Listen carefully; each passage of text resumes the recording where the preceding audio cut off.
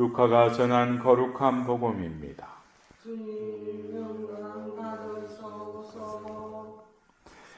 그때 예수님께서는 레위라는 세리가 세관에 앉아 있는 것을 보시고 말씀하셨다.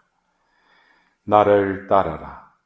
그러자 레위는 모든 것을 버려둔 채 일어나 그분을 따랐다. 레위가 자기 집에서 예수님께 큰 잔치를 베풀었는데 세리들과 다른 사람들이 큰 무리를 지어 함께 식탁에 앉았다. 그래서 바리사이들과 그들의 율법 학자들이 그분의 제자들에게 투들거렸다. 당신들은 어째서 세리와 죄인들과 함께 먹고 마시는 것이요? 예수님께서 그들에게 대답하셨다. 건강한 이들에게는 의사가 필요하지 않으나 병든 이들에게는 필요하다.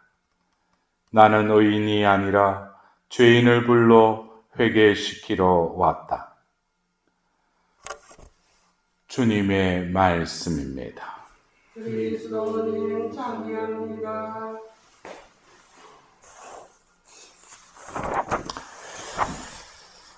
우리가 전례력으로 오늘 제2의 예식 다음 토요일 이 미사 전례를 또 거행하고 있습니다. 여러분들, 우리가 이 사순시기의 시작을 제 수요일부터 시작을 하는데, 여러분들도 이 제2의 그 예식, 왜 이 전례력에 다시금 그냥 토요일이 아니라 제2의 예식 후 토요일, 어떤 제2의 예식을 다시금 되돌아보라고 하는 것이 아닌가. 다시금 이 제2의 예식의 그 의미를 명심하라고 하는 것이 아닌가라고 저에게 이렇게 와닿았어요. 여러분들, 회개하고 복음을 믿으라. 또는 사람아, 너는 먼지이니 먼지로 돌아갈 것을 생각하여라. 이 사순시기를 지내면서 우리는 제2의 예식을 통해서 죄를 얹으면서 사람아 하고 이렇게 부르죠. 사람아. 어떻게 보면은 우리가 이 사순시기를 지내면서 자칫 육신의 재계, 극기의 보루를 쌓는 기간이다. 왜 육신의 재계를 왜 하는가? 그리고 우리가 제2의 예식 때 마태오복음의 그 기도, 단식, 자선이라고 하는 그 세 행위를 너희들이 숨은 일도 보시는 하나님께 보여라 라고 하면서 그 복음의 말씀을 들려주면서 이 사순시기를 지냅니다. 그럴 때 우리는 이 사순시기에는 사람아 하고 사제의 입을 통해서 죄를 얹으면서 신자에게 이렇게 말을 했지만, 그것은 하나님이 나를 향해서 말씀하시는 또한 그 말씀으로 알아들어야 돼요. 내가 사람이잖아요. 근데 사람아 하고 이렇게 부르셔요. 이것은 어떻게 보면은 창세기 2장에 하나님께서 에덴 동산에서 아담과 하와가 이렇게 알몸인데도 아무런 부끄러움, 수치감을 느끼지 않고 하나님과 함께 지냈던 그곳. 그러나 한 장이 지나자 바로 뭡니까? 원죄를 짓게 되죠. 그리고 그들은 숨습니다. 그럴 때 하나님께서 아담아 이렇게 부르셔요. 그럴 때 처음에 아담은 두려워서 나가기를 조마조마하면서 섣불리 하나님 앞에 나아가지 못하죠. 하나님께서 아담아, 이게 아담이 뭐죠? 사람이라는 뜻이죠. 사람아 라는 또 그 의미입니다. 그래서 우리가 이 사순 시기에 제를 얹으면서 사람아 라고 이렇게 부르시는 것은 하나님이 죄를 짓고 숨어 있는 그 아담을 부르듯이 우리 각자에게 사람아 하고 다시금 부르시는 거예요. 그래서 우리가 왜 이 40일 동안 육신의 재개를 하고 극기의 보루를 쌓아야 되는가? 또 그리고 왜 우리는 파스카의 축제를 맞이해야 되는가? 이것은 바로 사람아, 하느님이 창조하신 그 사람, 그러나 죄를 짓고 하나님께서 찾으시는 그 사람, 그리고 이 사순 시기를 통해서 하나님은 이 사람이라는 존재, 이 존재를 바라보실 때 다시금 우리에게 우리의 존재를 회복시키기 위해서 이 파스카의 신비로 인도하기 위해서 이 40일 동안에 그냥 마냥 기도, 단식, 자선을 할 것이 아니라 더 근원적인 목적은 사람다워지기 위해서 하나님이 사람아 하고 불렀잖아요. 그러면 우리가 이 사순 시기 때 하느님이 창조하신 그 사람대로 내 존재가 얼마만큼 막깝게 살아가고 있는가. 그래서 원래의 하나님이 지으시고 창조하신 그 존재는 뭐 거룩하다, 속되다 이런 표현이 없지 않습니까? 근데 죄를 짓고 나서 하나님께서 구약의 한 민족을 부르시죠. 이스라엘 백성을 부르시고 시나이산에서 계약을 맺고 나서 모세를 통해서 법을 주시죠. 그러면서 레위기 19장 2절에는 뭐라고 해요? 너희의 하나님이 거룩하시니 너희도 거룩한 백성이 되어라. 그래서 이 사람이 죄를 지었기 때문에 하나님은 이걸 회복시켜야 되는데 원래 하나님이 창조하신 그 존재는 하나님이 거룩하시니 이 존재도 뭐예요? 거룩한 존재라는 거예요. 근데 죄를 짓기 전에는 거룩한 존재가 되어라 이런 말 할 필요가 없죠. 왜? 손상이 없었기 때문에. 근데 죄로 인해서 이 거룩함이 속화되어 버린 거예요. 이것을 우리는 타락되었다고 그러죠. 그럼으로써 이제는 하나님께서 거룩한 사람이 되어라 라고 하시는 거예요. 그래서 결국 신앙생활의 목적은 뭡니까? 이 거룩함, 성성을 다시금 되찾는 것이죠. 원래 우리 존재, 사람아라는 그 존재로 회복되는 것이 바로 신앙생활의 목적이죠. 왜? 하나님이 거룩하시기 때문에 너희도 그분으로부터 왔기 때문에 너희도 당연히 거룩한 자가 되어야 된다는 거예요. 그래서 우리가 이 사순 시기에 그냥 죄를 얹으면서 사람아 먼지에서 왔으니 먼지로 돌아갈 것을 생각하여라. 근데 죄의 예시 끝나고 사순 시기를 보내면서 내 존재를 보기보다는 하나님의 빛 아래서 나의 존재를 하나님의 그 바라보시는 그 마음, 그 눈길을 느끼지 못하고 사순 시기니까 내가 어떻게든 기도 열심히 해야지. 자선 좀 해야지. 단식도 해야지.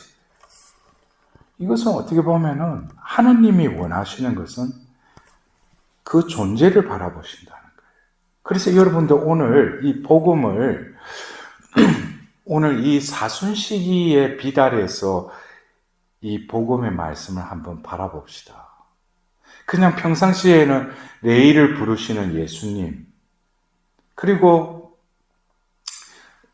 그 레위가 자신의 동료인 세리들과 죄인들과 함께 큰 잔치를 벌이는 걸 보고 바리사이들과 율법학자들이 왜 세리와 죄인들과 함께 먹고 마시는가? 그러면서 예수님께서는 건강한 이들에게는 의사가 필요하지만 병든 이들에게는 필요하다. 나는 의인이 아니라 죄인을 불러 회개시키러 왔다. 그랬어요. 이것을 제가 지금 말씀드린 그 존재의 차원에서 본다면 이스라엘 백성들은 법에 따라서 세리는 뭡니까? 자신들의 동족의 피를 빨아먹는 로마의 굴복한 자들, 그러니까 죄인들이죠. 자기 동족에서 떨쳐져 간 이들이죠. 그리고 죄인들이라고 하는 이 표현에는 뭐가 근거에 의해서 죄인으로 취급당하는 거예요? 바로 율법에 의해서. 이들은 이거를 어겼기 때문에. 뭐 심지어 보면 어느 병을 앓고 있으니까 이 사람들 죄인이다. 다 율법에 의해서 이 사람은 죄인이다 그러죠. 그럼 자기들은 뭐예요? 이 법에 의해서 우리는 의인이다라고 생각하는 거예요. 근데 하느님이 바라보실 때는 왜 예수님이 그들이 유대인이셨는데 이들이 세리도 죄인들이란 거 예수님 알고 계셔요. 그러나 왜 그들과 함께 왜 같이 식사도 해서는 안 되니까 죄인들과 함께. 근데 왜 예수님은 그들과 함께 머무시는가? 여기서 우리는 다시금 이 사순 시기에 이 복음에 등장하는 이분법화된 의인과 죄인, 그 다음에 성환이와 병든이라고 하는 그 부류에 있어서 여러분들은 어디에 속한다고 생각하셔요? 의인이셔요? 성환이셔요? 아니면 병든이에요? 죄인입니까? 이것을 내 입장에서 보면은 결국 바리사이나 율법학자처럼 세상을 바라보겠죠. 나는 의인이다는 거예요. 나는 성하다라는 거죠. 그러나 하느님 눈에서 보면은 회개라는 것은 어떤 법에 의해서 이분법화된 내가 죄를 짓지 않았으니까 내가 성하니까 이런 관점이 아니라 하느님 눈에는 모든 이들이 뭡니까? 병자요 죄인이라는 것이죠. 왜? 죄의 영향권 안에 노출되어서 죄 속에서 허덕이고 있으니까. 그래서 우리가 이 복음의 말씀과 더불어서 어제 그 이사야서 58장에 참된 단식에 대해서 말씀하셨는데 또 이어서 그 부연 설명을 또 하셔요. 근데 하느님이 원하시는 것은 무엇을 단식이라는 참된 양식은 굶주린 이에게 내 양식을 내어주고 고생하는 이의 넋을 흡족하게 해주고 이것을 어떤 행위적인 차원으로만 볼 것이 아니라 우리의 존재를 하나님께서 바라보실 뿐만 아니라 단식이라는 것은 어떤 참회의 행위죠. 이것을 통해서 이 행위가 중요한 것이 아니고 내 존재가 회복되려면은 내 이기심과 내 자애심과 내 이기적인 또 나를 채우려고 했던 그것을 어떻게 돼요? 회복하려면 그거를 벗어나야죠. 그러기 위해서 헐벗은 이들에게, 굶주린 이들에게, 고생하는 이들에게 내어주는 게 어떤 자선의 차원이라기보다는 내 존재가 회복되기 위해서, 이 죄의 어두움에서 해방되기 위해서. 그래서 이어서 뭐라고 합니까? 너의 빛이 어둠 속에서 솟아오르고 암흑이 너에게는 대낮처럼 되리라. 이것은 내 존재가 해방될 뿐만 아니라 하나님의 빛 안에서 하나님의 빛이 이제 내 존재 안에 머물게 된다는 거예요. 이것이 진정한 단식이라는 것이죠. 그래서 우리가 살아가면서 이 사순 시기에 여러분들이 기도할 때 그 골방에서 내가 기도하러 가는 거지만 결국 뭡니까? 하나님의 빛 아래로 나아가는 것이죠. 자선을 할 때도 내가 그 사람에게 무엇을 해주는 것이 아니라 우리를 다 창조하신 하나님에게 내 손을 내미는 것이죠. 결국 단식도 내 안에 육적인 것으로 채워졌던 나의 존재를 어떻게 하나님의 영적인 것으로 다시 채우기 위한 것이 결국 그것이 다 뭡니까? 기도, 단식, 자선, 이 행위를 하라는 것은 내 존재가 사람다워지기 위해서. 그 사람다워짐은 레위기 19장 2절에 거룩한 자로 다시금 태어나기 위해서 더불어서 창세 때 하나님 보시니 참 좋았다라는 그 새 아담으로 다시금 하나님께서는 우리를 재창조하시기 위해서 파스카의 축제를 준비하고 계시다는 것이에요. 그렇다면은 우리가 이 사순 시기에 내가 무엇을 지킬까? 무엇을 이번에 결심하고 해볼까? 그 이전에 우리는 우리의 존재가 병자이고 죄인임을 깊이 깨닫도록, 그것이 바로 하나님의 빛으로 나아가면서, 여러분들 안 그래요?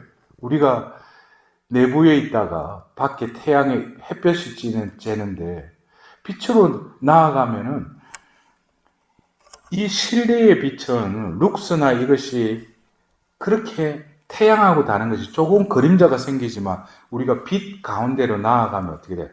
명확하게 어둠이 드러나죠. 그래서 하나님의 빛 안으로 우리가 들어가면은 우리의 죄와 우리의 그 병든 존재를 명확하게 알 수 있는 거예요. 근데 자신이 죄인임을, 병자임을 깨닫지 못하는 것은 뭡니까? 하나님의 빛 아래로 나아가지 못했기 때문에. 아직 어둠 속에 있으니까 내가 무슨 병자야, 내가 무슨 죄도 그렇게 크게 지은 것도 없는데 내가 무슨 죄인이냐, 이렇게 되는 것이죠. 그래서 이 사순 시기에 우리는 다시금 뭡니까? 하나님의 빛으로 나아가서 오늘 예수님께서 그 세리와 죄인의 그 부류들과 함께 머무시면서 큰 잔치를 베푸시는 그 예수님은 어떻게 보면 이 사순 시기에 자신이 바로 죄인이고 병자임을 깨닫고 예수님께로 나아가는 모든 이들과 예수님은 어떻게 함께 큰 잔치를 베푸신다는 거예요. 이 잔치라는 것은 기쁨 아니겠어요? 내가 죄인임에도 불구하고 예수님은 나를 초대하시고 나와 함께 머무시고 더불어서 이제 뭡니까? 우리에게 당신을 제물로 내어주시고 우리에게 살과 피를 내어주시는 그 예수님의 사랑이 바로 그 모인 자리에 함께하다. 그래서 우리가 이 사순 시기가 얼마나 은혜로운 때고 자비의 때요, 구원의 날이라고 하는 것이 그냥 생각으로만 할 것이 아니라 우리 존재됨을 어여삐 보시고 나를 다시금 부르시고 나를 끌어안아 주시고 나에게 하나님의 자비를 베풀어 주시는 그 하나님의 그 마음을 생각하노라면 내가 오늘도 또 육신의 재개와 극기의 보루를 쌓을 수 있는 충분한 조건이 되지 않겠어요? 그 기쁨과 그 환희를 내가 미리 희망하며 느끼려 한다면 지금 내가 악습을 고치기 위해서 다시금 하나님의 자비를 잊기 위해서 우리가 오늘 하루 극기하고 절제하고 또 자선을 베푸는 그 행위들이 얼마만큼 하나님께서 흡족해 하실지, 오늘도 우리는 하나님의 그 품 안에서 하나님의 자비로 나아가는 이 사순 시기의 하루를 잘 보낼 수 있도록 죄인으로서 하나님 빛으로 나아갈 수 있도록